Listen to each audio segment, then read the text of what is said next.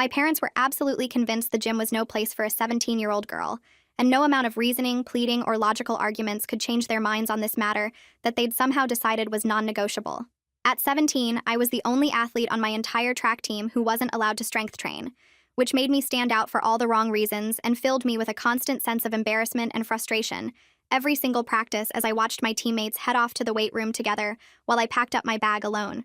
While my teammates were getting faster and stronger every single week, hitting new personal records and celebrating their progress together in the weight room after practice, posting photos of their achievements and talking excitedly about their gains, I was stuck doing bodyweight exercises in my cramped bedroom with nothing but a thin yoga mat my mom had bought on sale from Target 3 years ago. The same mat that was now starting to tear at the edges from overuse and had permanently lost its cushioning. The frustration was absolutely unbearable, like a constant weight pressing down on my chest that got heavier with each passing day, making it hard to focus on anything else. Every single time I brought up needing a gym membership, trying different approaches and angles to convince them, coming armed with research and statistics about injury prevention and athletic development, my dad would launch into his well-rehearsed speech that I'd heard so many times I could recite it word for word in my sleep. "There are too many creepy guys just showing off and hitting on young girls," he'd say with this serious, protective tone that made it clear the conversation was over before it even began, his arms crossed and his jaw set. "Those places are meat markets, not fitness centers, and I'm not going to let my daughter be objectified by a bunch of narcissistic meatheads who are just there to stare at women in yoga pants." Mom would immediately jump in with her own ammunition, pulling out stories she'd read on Facebook or heard from her friends at book club, her phone already in hand to show me screenshots of fear-mongering articles. "Did you see that article about the girl who got followed home from the gym?" she'd ask, her voice rising with genuine concern and fear. Or she'd bring up something even more dramatic. "A trainer at that franchise location got arrested for harassment last year. It was all over the news. And you think I'm going to let you walk into that environment where predators have access to vulnerable young women?" My coach kept asking why I wasn't following the team strength program, her frustration becoming more obvious as the weeks went by and my performance plateaued while everyone else improved by leaps and bounds. She'd spent hours writing out this whole detailed periodized training plan with progressive overload and specific rep schemes designed to make us peak at championships, complete with deload weeks and intensity cycles. But I had to keep making increasingly weak excuses about why my times weren't improving, and why I looked exactly the same while my teammates were visibly getting more muscular and powerful, their bodies transforming before my eyes. I begged them constantly, trying every possible argument I could think of, approaching it from safety angles, from academic angles, from health perspectives. "Please just let me try it for 1 month, just 30 days to see if it helps my performance," I'd plead desperately. "I'll only go during women's hours. I'll stay in the women's section where there are female trainers. I'll never talk to anyone or make eye contact. I promise I'll be careful." But Dad would just shake his head firmly, cross his arms over his chest in that immovable stance, and say in that final tone that meant the discussion was over, and I shouldn't bring it up again, "We're protecting you from that toxic culture, and someday when you're older you'll understand and thank us for keeping you safe from those environments." Meanwhile, girls I used to beat easily in races, girls who would finish several seconds behind me just last season and would congratulate me at the finish line, were now passing me like I was standing still, leaving me in the dust, and college scouts who had shown serious interest in me as a sophomore, who had emailed my coach and asked for my race schedule, had completely stopped considering me at all. Their emails and calls drying up as my rankings dropped, and I fell further and further behind the competition. I was venting to my best friend Kimberly after practice one particularly frustrating day, after I'd finished dead last in a workout that I should have dominated, about how much I was starting to genuinely resent my parents for holding me back from my potential and sabotaging my future. They think every single guy there is some predator just waiting to harass me, like I can't handle myself or use common sense or recognize danger, I said, my voice breaking with frustration and my eyes stinging with tears I was trying to hold back. Kimberly just stared at me like I'd suddenly grown a second head, her eyes wide with complete disbelief at what she was hearing. "That's absolutely insane and completely unreasonable," she said firmly, shaking her head. "You need strength training for track. Everyone knows that. It's not optional at this level of competition. What do they expect you to do? Just fail horribly and give up on your college dreams and athletic scholarship opportunities?" Her mom overheard us talking from the kitchen and walked over to the couch where we were sitting, and I thought I was about to get another adult lecture about respecting my parents' wishes and being patient and understanding their perspective. But instead, she looked at me with genuine sympathy and understanding, her expression soft and concerned, and said something that would change everything and set me on a path I never expected. "That's the most ridiculous thing I've ever heard in my life, and I'm not going to stand by and watch them sabotage your future over irrational fears that have no basis in reality." The very next day during pickup, when she came to get Kimberly after practice and I was waiting for my own mom to arrive, she secretly handed me a key fob, pressing it into my palm and closing my fingers around it while glancing around to make sure no one was watching. I added you to our family gym membership, she whispered conspiratorially, while my mom was distracted talking to another parent across the parking lot about some school fundraiser. Tell your parents you're studying at the library with Kimberly before school, early morning study sessions for your AP classes, and we'll make this work without them ever knowing. Oh my God. I couldn't believe she was actually doing this for me, risking her relationship with my parents. I hugged her tightly and thanked her profusely, my voice thick with gratitude and relief, promising to keep this secret no matter what, and to never let them find out what we were doing. For the next 3 months, Kimberly picked me up every single morning at 5:30 a.m. sharp, her headlights flashing in my driveway as I snuck out quietly, for our supposed library study sessions, when we were actually going to the gym to train with the team's actual program, finally doing the squats and deadlifts and power cleans I'd been missing out on for so long. I was building real muscle for the first time in my life, my legs getting stronger and more defined with visible quad separation, my back developing that athletic V shape, and I was finally starting to catch up with the rest of the team, my times dropping week after week as my power and explosiveness improved dramatically. I even kept a full set of gym clothes hidden in Kimberly's car in a spare duffel bag tucked under the passenger seat, along with deodorant and body spray, and always showered thoroughly at the gym before returning home so my parents would never suspect a thing or smell the telltale scent of the gym on me, that mixture of rubber and cleaning products and sweat. Then one Saturday afternoon in late spring, my secret rebellion would end up paying off in the most unexpected and dramatic way possible, proving that everything I'd been doing was not just about athletics, but about being prepared for real life. I was upstairs in my room doing my usual bodyweight exercises, going through the motions of lunges and planks and push-ups that felt laughably easy now compared to the weights I'd been lifting, when I heard my mom's car pull up in the driveway with the familiar sound of tires on gravel. She'd been out grocery shopping at Costco for what must have been hours, and was carrying in those massive, overstuffed reusable bags that she'd loaded up with what looked like a week's worth of food for our family of 4.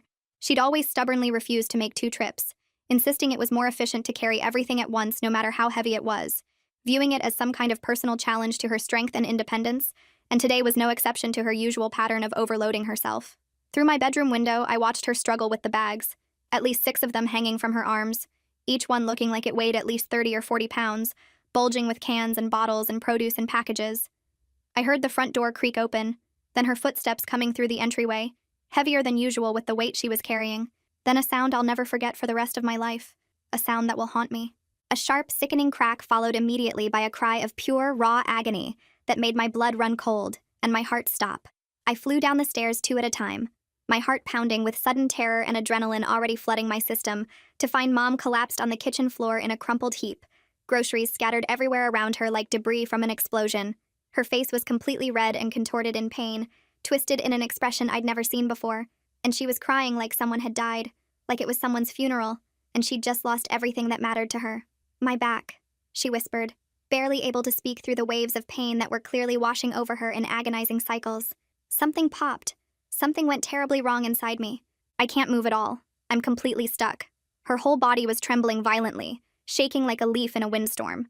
Every tiny movement, even just breathing or trying to adjust her position slightly, made her cry out in agony that pierced through me. I tried to help her up the normal way at first, not understanding the severity of what had happened, grabbing her hands and trying to pull her up to her feet the way I'd helped her up countless times before, but she screamed so loud and so desperately I jumped back in shock, terrified I'd hurt her worse. "Don't pull my arms like that. Please, please, it hurts so bad I can't stand it. You're making it worse." She was sobbing now, the kind of deep, desperate crying where you can't even catch your breath between sobs, where your whole body heaves and shudders with the force of it. Something in me just completely shifted when I realized my mom needed immediate help and couldn't wait for an ambulance that would take 20 minutes or more to arrive. The adrenaline hit me like a physical wave, flooding my system with strength and clarity. Without even consciously realizing what I was doing or thinking it through, operating purely on instinct and training, I dropped into a perfect squat position just like I'd practiced hundreds of times over the past 3 months, slid my arms carefully under Mom's body, engaged my core and my legs exactly like my coach had taught me, and lifted her up in my arms with barely any effort at all, her weight feeling manageable and controlled, maybe 140 pounds that felt light. "Just hold on, Mom. Stay calm and breathe. I'll take you to the hospital right now." Mom gasped, her eyes going wide as she looked at me in complete shock and confusion, her pain momentarily forgotten in her surprise. "How did you just lift me like that? Like I weigh nothing at all." But I was already moving purposefully through the house, not stopping to explain or answer questions, keeping my back perfectly straight, breathing steadily and controlled, carrying her through the house like I'd carried that 150-pound barbell just last week during my heavy squat session, my legs stable and strong, I set her down as gently as possible in the back seat of her car, careful not to jostle her injured back or cause any sudden movements, and drove straight to the emergency room as fast as I safely could while obeying traffic laws, with her bewildered face watching me in the rearview mirror the entire time, questions and confusion written all over her expression even through her pain.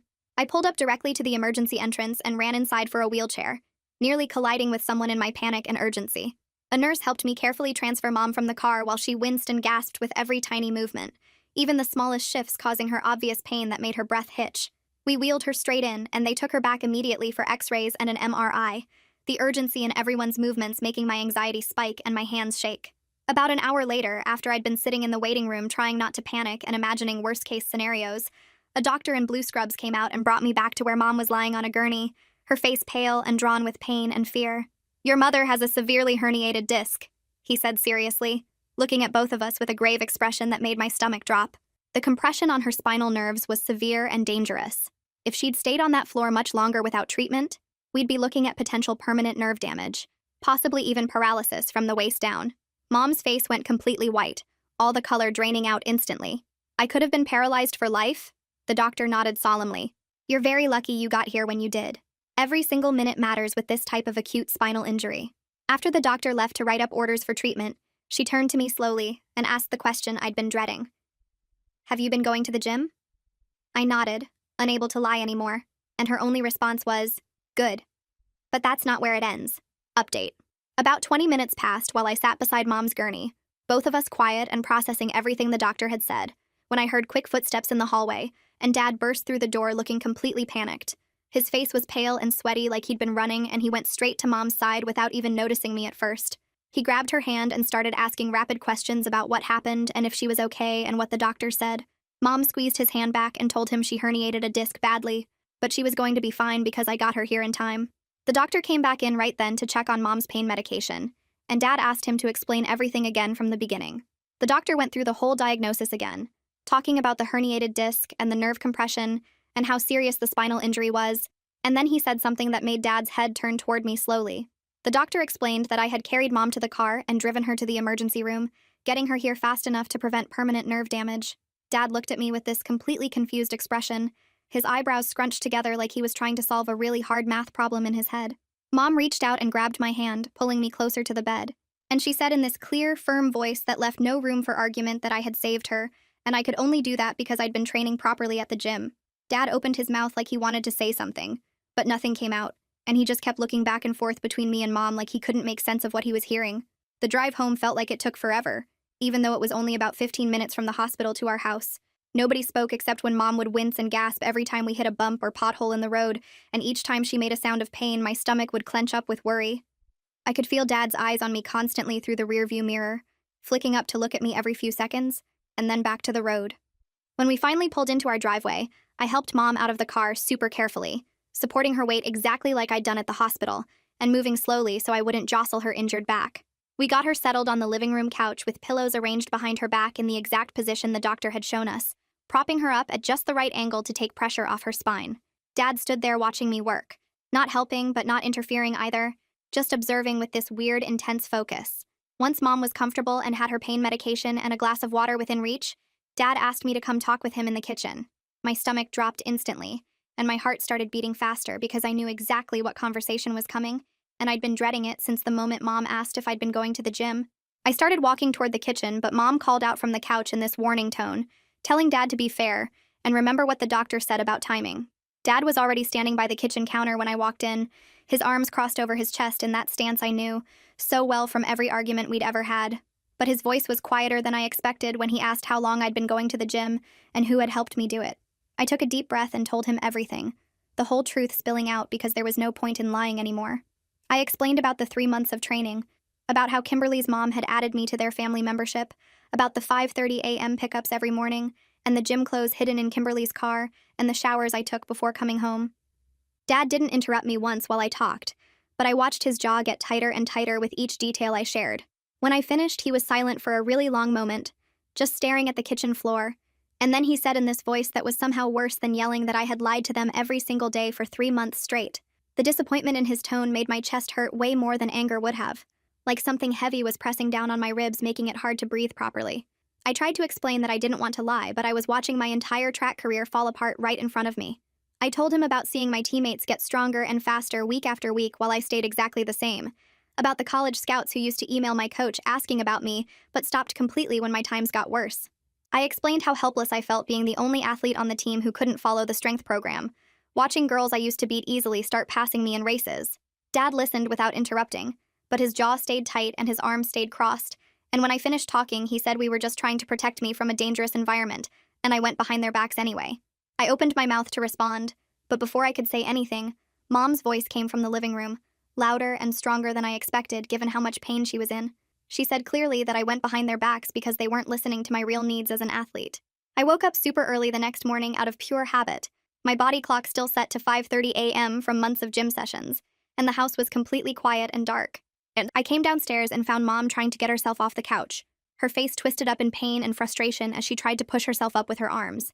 I rushed over and told her to stop moving and let me help her.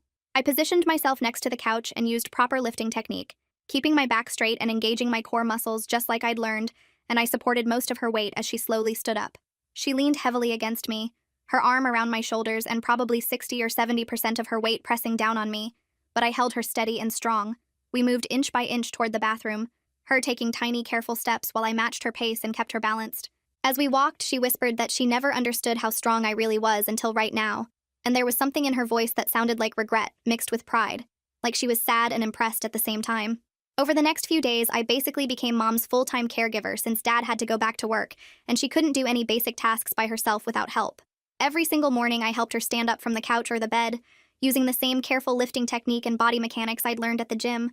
I supported her while she walked to the bathroom, helped her sit down on chairs, assisted her getting dressed because she couldn't bend or twist without terrible pain shooting through her back. I carried things she needed from room to room, brought her meals, helped her do the gentle stretching exercises the physical therapist had written down for her.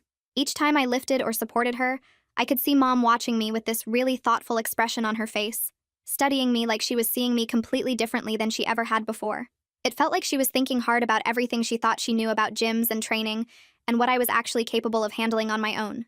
On the third day after we got home from the hospital, someone knocked on our front door around lunchtime, and I looked through the peephole to see Kimberly's mom standing there holding a big glass casserole dish. I opened the door, and she gave me this sad smile, and said she brought food, and wanted to apologize for going behind my parents' backs, but she just couldn't watch them hold me back from reaching my full potential as an athlete.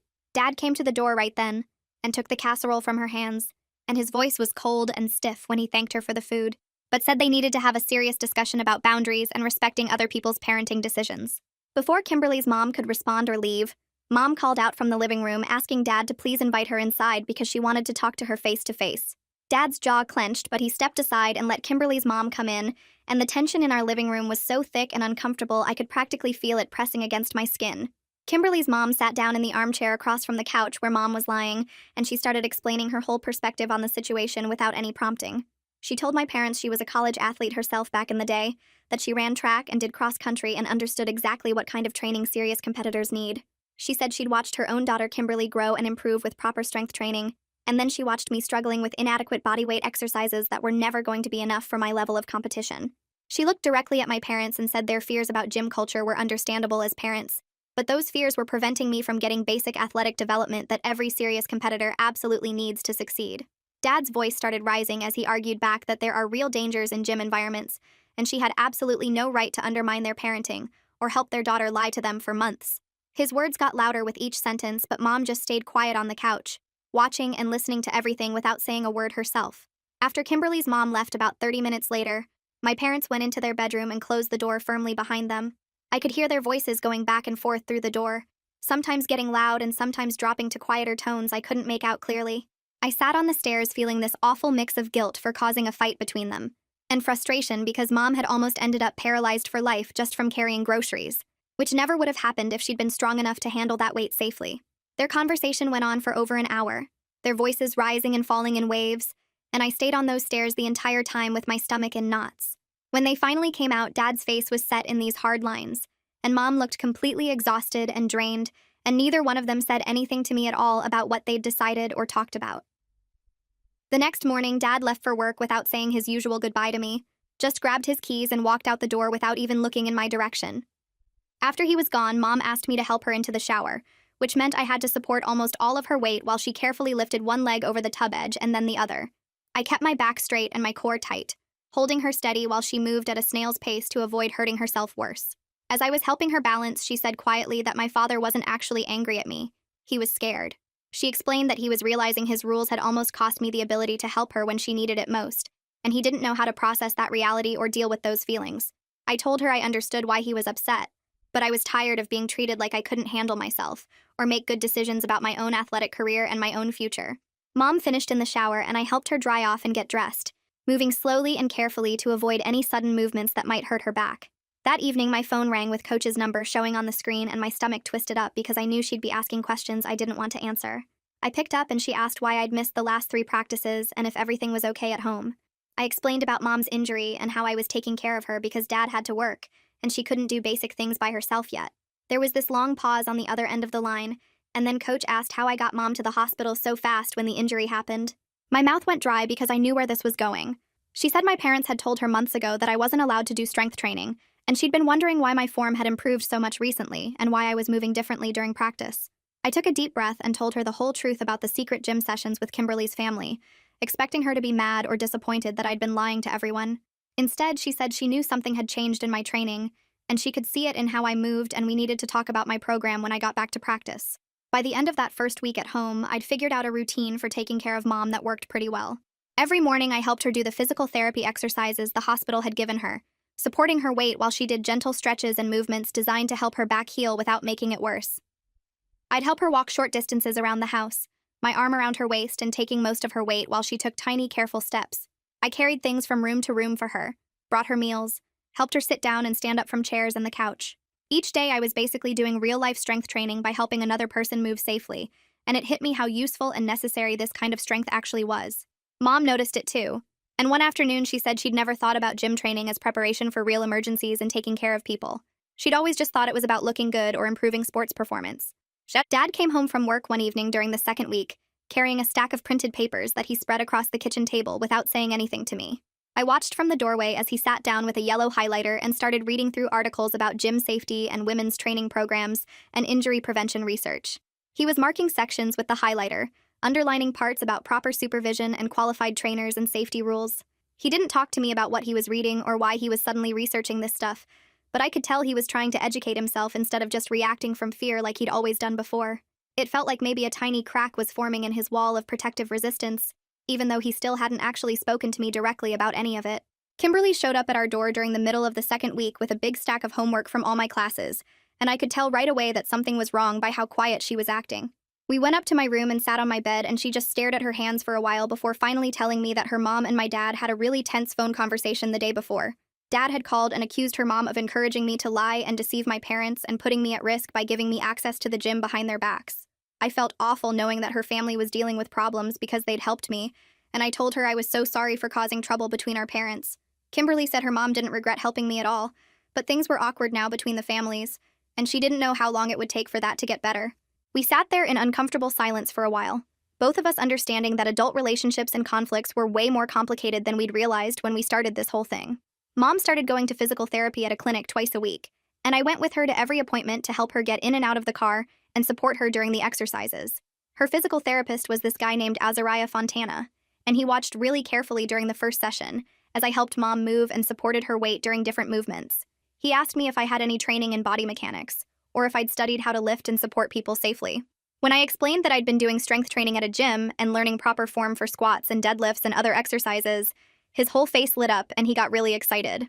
He told Mom directly that proper strength training with weights was exactly what she needed for her own recovery once her back healed enough, that building muscle would help prevent future injuries and make her stronger and more stable.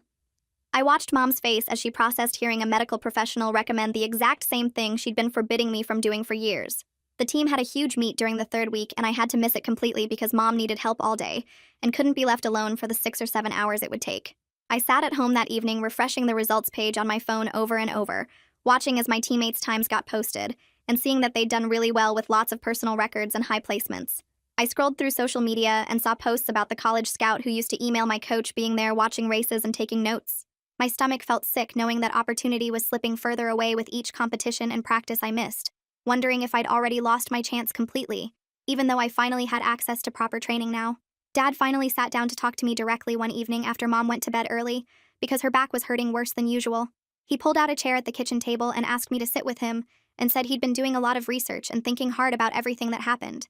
He admitted that his fears about gyms weren't really based on facts or statistics. They were more based on worst-case scenarios and isolated bad incidents he'd heard about from other people. But then he added that I still broke their trust by lying to them every single day for 3 whole months. And that was a separate issue from whether gym training was actually valuable or not, and he wasn't wrong about that even though it made me frustrated to hear it. The next day, Mom asked me to sit with her on the couch because she wanted to tell me something she'd never shared before. She said she ran track in high school just like me, and she was actually pretty good at it. Good enough that coaches noticed her and thought she had real potential. But her parents were really poor and couldn't afford any kind of training equipment or coaching or anything beyond just showing up to practice, so she never got to develop her abilities the way she could have. She got a small college scholarship to run track, but had to quit after just 1 semester because of money problems and family stuff that needed her attention more. There were actual tears in her eyes when she said she didn't want her fears to do to me what poverty had done to her, cutting off my dreams and chances before I even got a real opportunity to see how far I could go.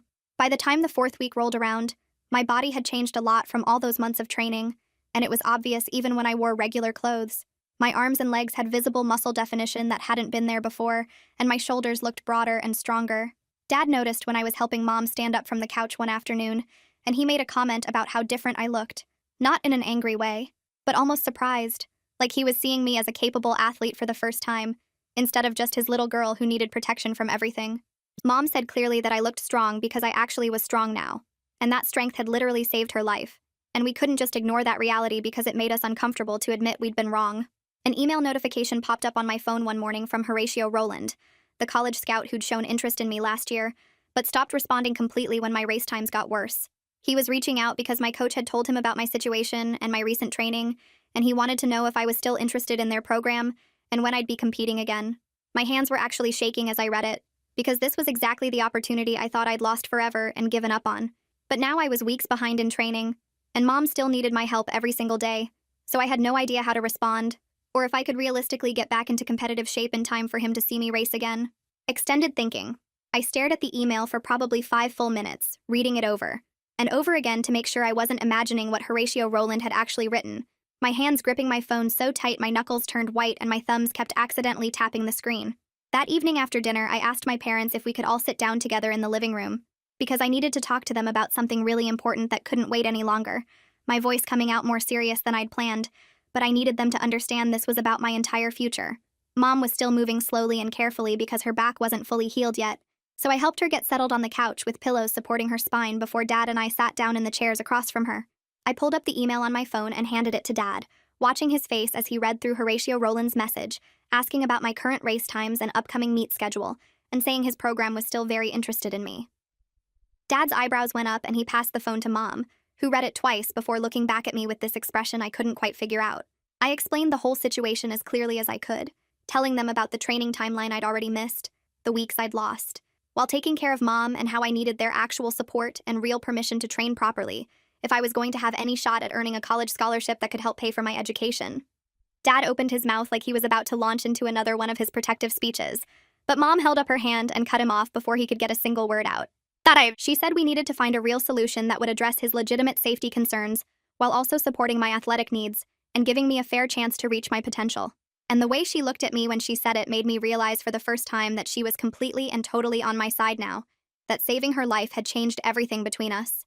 The next day, Dad did something I never in a million years expected him to do, something that shocked me so much I literally had to sit down when Mom told me what was happening. He drove to the gym where I'd been training for those 3 months and asked the staff if he could get a tour of the whole facility, wanting to see the actual environment with his own eyes instead of just imagining worst-case scenarios based on Facebook stories and fear. Kimberly's mom met him there because apparently they'd arranged the whole thing together without telling me anything about it. And she walked him through every section of the building, introduced him to the trainers and staff members who worked there, showed him the women's only area, and the different training spaces where I'd been working out. When he came home that evening, his face looked different, quieter and more thoughtful than usual, and he told me the place seemed way more professional and safety-focused than he'd imagined it would be, with actual rules and supervision and qualified people monitoring everything. He wasn't ready to make any final decisions yet, and I could tell he was still processing everything he'd seen, and trying to figure out how he felt about it all, but at least he'd taken the step of looking for himself instead of just refusing based on fear. 2 days later, my parents called me into the living room again and told me to sit down, because they had something important to discuss with me, and my stomach twisted up with nervousness because I had no idea if this was going to be good news or more restrictions. They'd come up with a proposal that would let me continue gym training, but with a whole bunch of conditions attached that we'd all have to follow without exception.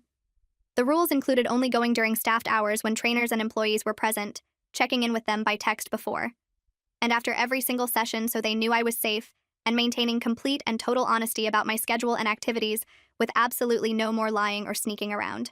Dad looked me straight in the eyes and said the lying had hurt him way more than the actual gym attendance ever could have, that breaking their trust was the real problem we needed to fix, and rebuilding that trust would require total transparency from this point forward, with no exceptions or excuses. It wasn't the complete freedom I'd been hoping for and dreaming about, but it was real permission and legitimate access to proper training, which felt like a huge victory even though it came with strings attached and conditions I'd have to follow. The very next day, I went over to Kimberly's house to thank her mom properly and apologize for all the tension and conflict my situation had caused between our families over the past few weeks. She opened the door and immediately pulled me into this long, tight hug that lasted probably 30 seconds, telling me she'd do it all over again in a heartbeat if she had to, because she believed I deserved a real chance. She explained that sometimes adults have to make really hard choices about helping kids, even when it creates serious conflict with other adults, and she genuinely believed I deserved an opportunity to develop my abilities and reach my potential as an athlete. Then she showed me a text message on her phone that my dad had sent her that morning, a long paragraph apologizing for his harsh words and angry phone call, and thanking her for caring about my future even when it made things difficult. Both of us were kind of surprised by how quickly he'd come around and reached out to make things right, and I could tell the awkwardness between our families was starting to ease up and get better, though things definitely weren't completely back to normal yet, and probably wouldn't be for a while. Returning to team practice felt absolutely amazing and incredibly nerve-wracking at exactly the same time, with my teammates crowding around me asking where I'd been and why I'd missed so much training, and if everything was okay at home. Coach pulled me aside after warm-ups and said she was creating a special modified program designed specifically to help me catch up safely without risking injury from jumping back into full training too fast after being away. She also mentioned something that made my throat get tight with emotion, telling me she'd actually told Horatio Rowland about my whole situation, because she believed in me and thought he deserved to know the full context of why my performance had dropped and what I'd been dealing with. That kind of advocacy from her meant absolutely everything to me right then, knowing she'd gone out of her way to protect my future opportunities. My first official gym session with my parents' actual knowledge and real permission felt completely and totally different from all those secret morning workouts I'd been doing for months, like someone had lifted this massive weight off my shoulders that went way beyond just the barbells I was lifting. I didn't have to hide gym clothes in Kimberly's car anymore, or worry about smelling like the weight room when I got home, or lie about where I'd been and what I'd been doing with my time. Kimberly worked out right next to me just like before, but now we were laughing and taking silly photos and acting like totally normal teenagers, instead of constantly looking over our shoulders and sneaking around like we were doing something wrong. The freedom of honesty and openness felt so much better than I'd ever expected it would, better than the training itself in some ways. 6 weeks after her injury, Mom reached a really major recovery milestone when she walked independently across our living room without any support for the very first time since that terrible day in the kitchen, taking small, careful steps while Dad and I stood there watching nervously and holding our breath. Azariah had told us at the beginning that this kind of progress would take at least 2 full months of physical therapy and recovery time, so she was actually ahead of schedule by a couple weeks, partly because of all the therapy work, but also partly because she'd been so motivated to regain her independence and not have to rely on us for every little thing. We celebrated that night with takeout dinner from her favorite restaurant, and Mom joked that she was going to start training with me at the gym once she got fully cleared by her doctor, which made Dad laugh out loud even though I was pretty sure she was actually being serious about it. Coach and I sat down together to discuss realistic goals for what was left of the season, looking carefully at my current fitness level and the amount of time remaining before championships in a few weeks. She was completely honest with me that I wouldn't be at my absolute peak performance level by then, but with consistent smart training, I could get pretty close to where I'd been before the long plateau, and way more importantly, I'd be positioned really well going into my senior year with a solid foundation. We mapped out this whole periodized plan with specific benchmarks I needed to hit each week, and having a clear path forward with actual professional guidance made the goal feel totally achievable instead of overwhelming and impossible like it had felt before. My first meetback was just a small invitational at a nearby school. Nothing major or important. But I was incredibly nervous anyway because I hadn't raced in over a month, and I really needed to prove to myself that I could still actually compete at this level. My time wasn't anywhere close to a personal record, but it was respectable and solid and showed clear improvement from where I'd been before the secret training had even started months ago. More importantly than the actual time on the clock, I felt strong and controlled during the entire race instead of just barely surviving it. and hoping to finish, and my legs had real power all the way through the finish line that they definitely didn't have back when I was only doing bodyweight exercises in my bedroom. Mom and Dad both came to watch the meet, standing together in the bleachers with all the other parents from different schools. And I could see them cheering and clapping when I crossed the finish line, even though I was breathing too hard to really focus on them during the race itself. After I'd cooled down and caught my breath, Dad came over and wrapped me up in this big hug, telling me he was genuinely proud of how I'd handled everything over these past few months, both the athletic comeback and the complicated family situation, showing maturity that went way beyond my 17 years. Mom added that watching me compete with proper training and seeing what I could actually do made her realize for the first time what I was truly capable of achieving. And she was really sorry they'd held me back for so long based on fears instead of actual facts about what I needed. 2 weeks after that meet, my phone buzzed with a new email notification while I was sitting in the school cafeteria during lunch period. And when I saw Horatio Rowland's name in my inbox, my hands started shaking so badly I almost dropped my phone on the table. He was asking for my current race times and my upcoming meet schedule, saying his program was still really interested in me and wanted to stay in touch throughout my entire senior year to see how I continued developing as an athlete. I wrote back immediately with all the information he requested, attaching my recent race results and the full competition calendar Coach had given me. And I made sure to thank him for not giving up on me even though my performance had dropped so badly during that awful period when I couldn't train properly. Coach pulled me aside after practice that same day and told me that having a college scout actively following my progress and staying in regular contact put me in a really strong position for recruitment down the line. She explained that if I kept improving consistently through my senior year the way I'd been improving these past few weeks, a real scholarship offer was totally realistic and achievable, not just some impossible dream anymore. The future I'd thought was completely lost and gone forever was suddenly opening back up right in front of me, like a door I'd watched slam shut was slowly creaking open again to show me possibilities I'd given up on. 3 months after Mom's injury, our whole family had settled into this new normal that felt strange and comfortable at the same time, where I trained openly at the gym 4 times every week without any sneaking around or lying about where I was going. I helped Mom with her continued recovery exercises in our living room most evenings, supporting her during stretches and movements that were getting easier for her each week as her back healed and strengthened. Dad still worried sometimes, and I could see it in his face when I left for the gym, but he'd learned to trust my judgment about safety, and he was starting to understand that proper preparation was actually way safer than trying to prohibit everything out of fear. Mom was walking completely normally again without any pain or limitations, and she'd started talking seriously about beginning her own strength training program once she got full clearance from Azariah, which made me smile every time she brought it up. I wasn't at the very top of my team yet in terms of performance and times, but I was improving steadily every single week and closing the gap with the faster girls who'd pulled ahead of me during those lost months. More importantly than any race time or ranking, I'd proven to myself and my family that the strength I'd built through training wasn't just about running faster or jumping higher.